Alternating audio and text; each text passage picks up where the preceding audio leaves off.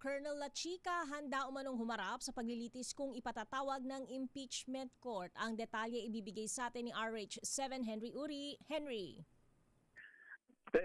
Mayor, binasag na Mayor ni Colonel Raymond Dante P. Lachica ang kanyang katahimikan sa umuusbong at lumalagong na issue ng confidential fund na pinag-uusapan ngayon at dinidinig sa impeachment court ng Senado.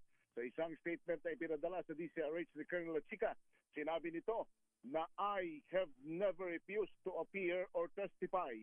If lawfully called, I am prepared to tell the truth.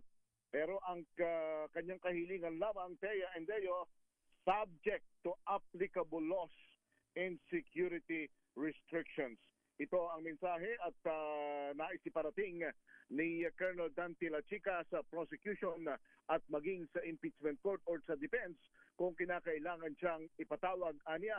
Handa siyang makipag-cooperate at handa siyang magsabi ng katotohanan, pero dapat lamang ay susundin ang mga applicable laws at subject din sa tinatawag niyang security restriction. Si Lachica ay nauna na ang binanggit ng mga testigo na mula sa Office of the Vice President, si Regina Acosta at Limuel Ortonio, na nilay siya mismo ang humiling ng mga confidential funds para sa mga intelligence and confidential operations ng Office of the Vice President.